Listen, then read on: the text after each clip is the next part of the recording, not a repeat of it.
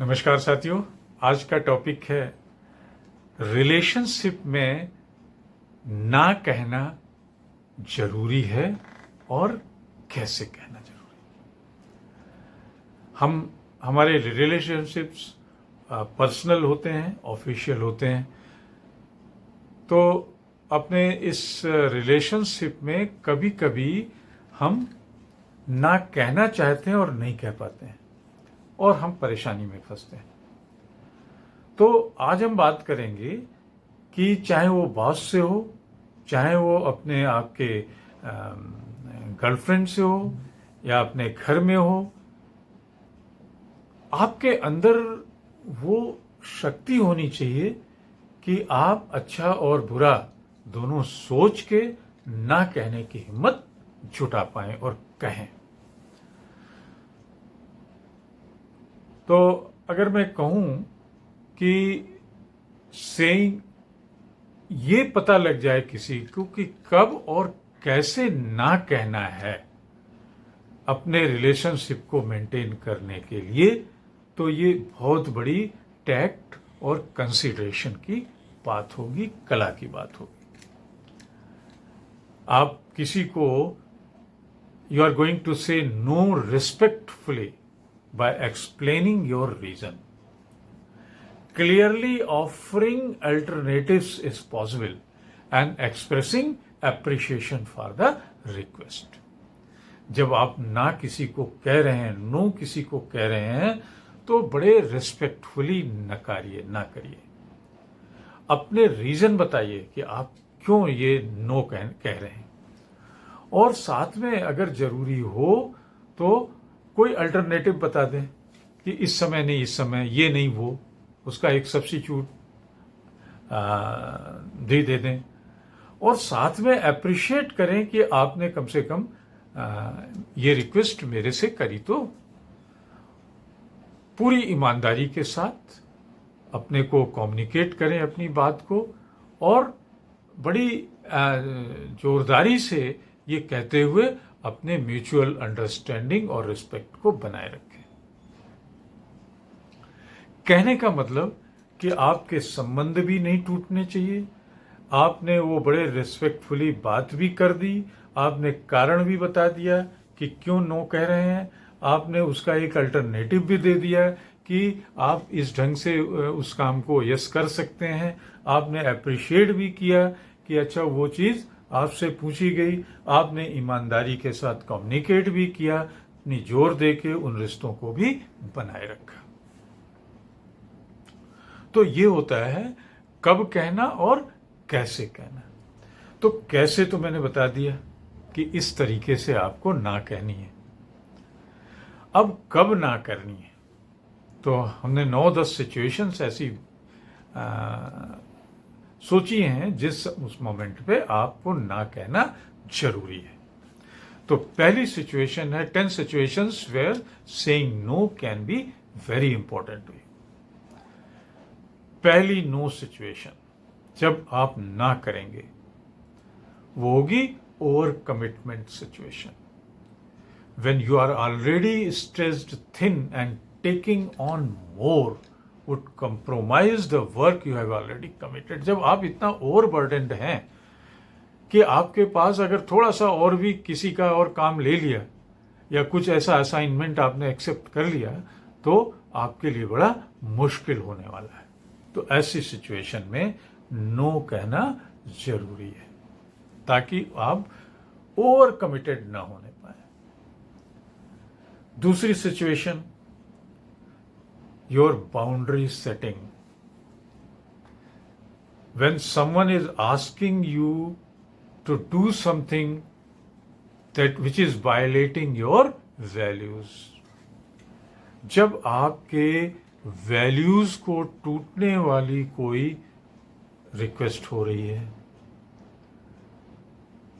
आओ आज शाम को एक एक पैग लेते हैं, आपकी वैल्यूज टूटने वाली हैं, आप शराब नहीं पीते हैं, क्या करेंगे?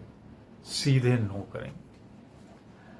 नो कैसे कहेंगे? हमने शुरुआत में ही बताया, वेरी रिस्पेक्टफुली अपना एक्सप्लेनिंग योर रीजन कि देखो मैंने ज़िंदगी में कभी शराब नहीं पी, मेरे ख़ानदान में किसी ने कही, मेरे पेरेंट्स ने नहीं पी।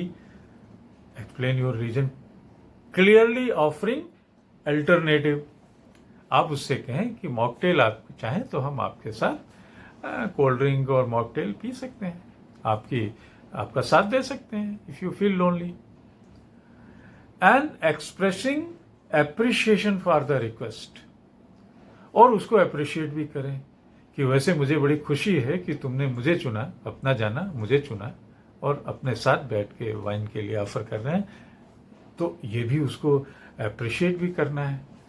और साथ में very important is the honest communication. आपने बड़ी ईमानदारी से बता दिया, सीधा सीधा, और अपनी म्यूचुअल अंडरस्टैंडिंग को आपने बनाए भी रखा, अपने रिस्पेक्ट को भी बनाए रखा।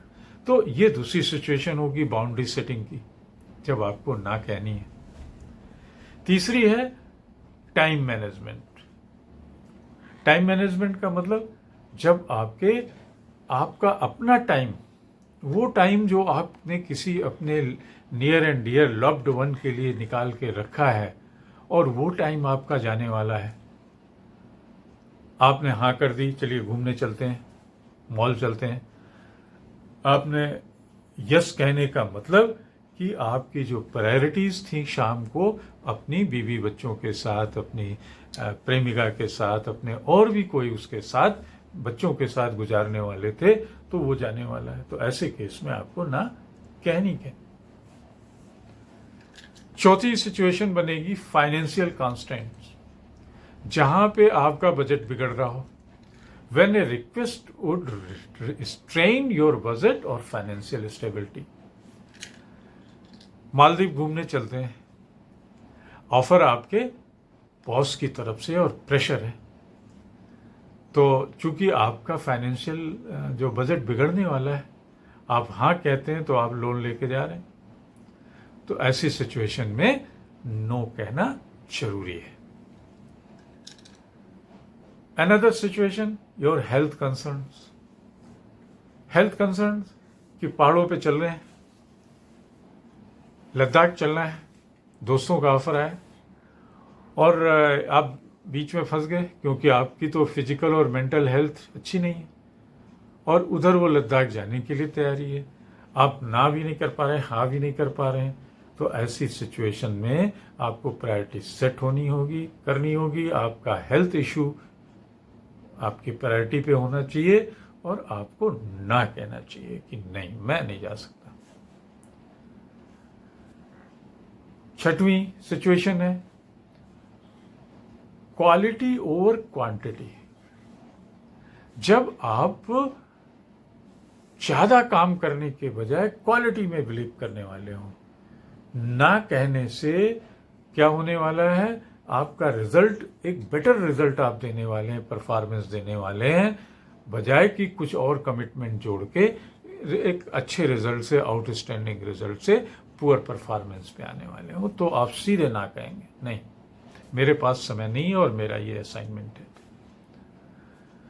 Then seventh is respect yourself. एक और सिचुएशन होती है कि self care and personal growth is to be prioritized over external demand.